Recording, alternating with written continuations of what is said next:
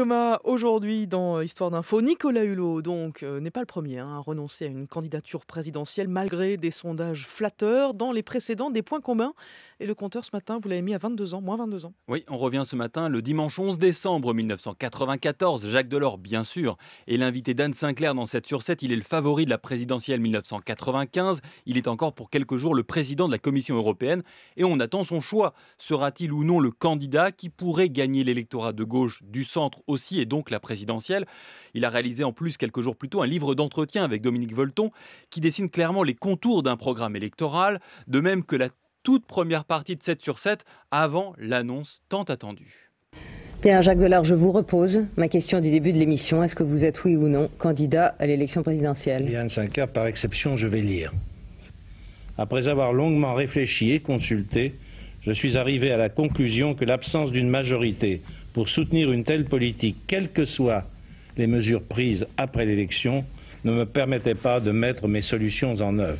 Les déceptions de demain seraient pires que les regrets d'aujourd'hui. Voilà, très grosse surprise donc pour les 11 millions de téléspectateurs, c'est quasiment un match de foot.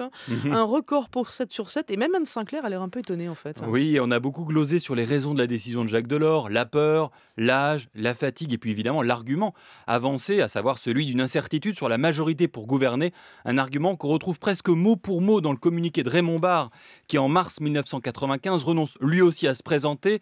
Les conditions c'est ridicule, ne me paraissent pas à l'heure actuelle réunies pour la mise en œuvre de la politique que je crois nécessaire pour la France, écrivait donc Raymond Barre. Et 6 ans plus tard, c'est au tour de Jean-Louis Borloo, très haut dans les sondages lui aussi, de prendre une décision similaire. 2 octobre 2011, il est face à Claire Chazal. Bonsoir Jean-Louis Borloo. Oui, bonsoir. Merci beaucoup d'être avec nous sur ce plateau. Alors, est-ce que vous avez décidé d'être candidat à la présidentielle de 2012 ? À cette heure-ci, quelle est la réalité? Je la vois évoluer semaine après semaine.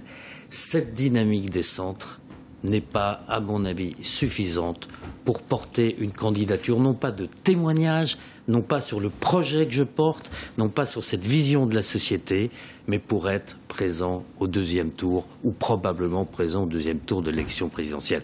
On voit un point commun. Delors, Hulot, Borloo, Barre, c'est des candidats qui ne sont pas clairement à droite, clairement à gauche et qui sentent que ça va être difficile d'agréger tout ça. Bref, tous les candidats expliquent ensuite vouloir peser sur le débat présidentiel. Mais dans cette 5e République tellement présidentielle, il est souvent bien difficile de se faire entendre par ceux qui sont sur la piste quand on est seulement dans les tribunes. Voilà, métaphore footballistique filée tout au long du 6-9 sur France Info. Merci Thomas.